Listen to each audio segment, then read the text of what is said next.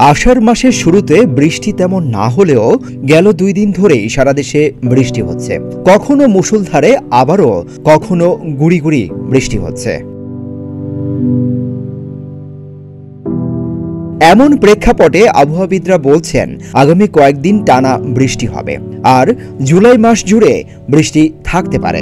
বাংলাদেশের উপর গত 2 থেকে 3 দিন যাবত ভারী থেকে অতি ভারী বৃষ্টিপাত রেকর্ড করা হয়েছে। 3 থেকে 4 তারিখ পর্যন্ত দেশের উপর বিদ্যমান যে বৃষ্টিপাত, সেই বৃষ্টিপাত অব্যাহত থাকার সম্ভাবনা আছে। ভারী বৃষ্টিপাত হবে, কোথাও কোথাও হয়তো হালকা থেকে মাঝারি বৃষ্টিপাত হবে, তবে সারাদিন মোটামুটি আকাশ মেঘলা থাকবে। কোথাও কোথাও থেমে থেমে বৃষ্টিপাত হবে, কখনো অবিরাম বৃষ্টিপাত হবে। কোথাও বৃষ্টিপাতের পরিমাণ হালকা থাকবে, কোথাও কোথাও কোনো অঞ্চল বৃষ্টিপাতের পরিমাণ ভারী থেকে অতি ভারীতে চলে যাবে। তবে যেহেতু বর্ষাকাল একেবারে শেষ হয়ে যাওয়ার সম্ভাবনা কম, তবে বৃষ্টিপাতের পরিমাণটা আস্তে আস্তে কমে যাবে 3-4 তারিখের পর থেকে। তারা আরও বলছেন মৌসুমী বায়ু বাংলাদেশের উপর সক্রিয় ও উত্তর বঙ্গোপসাগরে প্রবল অবস্থায় রয়েছে।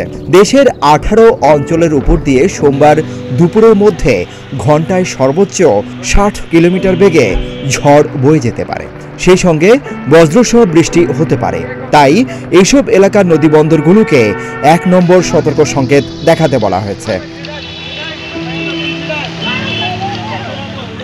এই অবস্থায় চট্টগ্রাম, কক্সবাজার, মোংলা ও পায়রা সমুদ্র বন্দরসমূহকে 3 নম্বর স্থানীয় সতর্ক সংকেত দেখিয়ে যেতে বলা হয়েছে। উত্তর বঙ্গোপসাগরে অবস্থানরত মাছ ধরার নৌকা ও ট্রলারসমূহকে পরবর্তী নির্দেশ না দেওয়া পর্যন্ত উপকূলের কাছাকাছি থেকে সাবধানে চলাচল করতে বলা হয়েছে।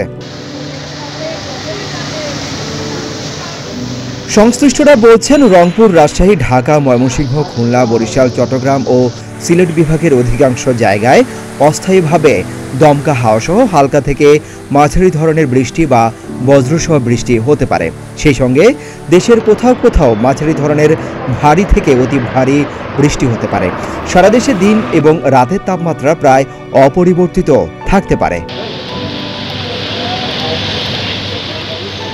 মঙ্গলবার রংপুর, রাজশাহী, ঢাকা, ময়মনসিংহ, খুলনা, বরিশাল, চট্টগ্রাম ও সিলেট বিভাগের অধিকাংশ জায়গায় অস্থায়ীভাবে দমকা হাওয়াসহ হালকা থেকে মাঝারি ধরনের বৃষ্টি অথবা বজ্রসহ বৃষ্টি হতে পারে। এদিকে টানা বৃষ্টির কারণে সিলেট, সুনামগঞ্জে ফের বাড়ছে নদ নদীর পানি। এরই মধ্যে প্লাবিত হয়েছে নিম্নাঞ্চল। প্রথম দফার বন্যার ক্ষত শুকানোর আগেই ফের বন্যার কবলে পড়ছেন সিলেট, সুনামগঞ্জের নিম্নাঞ্চলের বাসিন্দারা।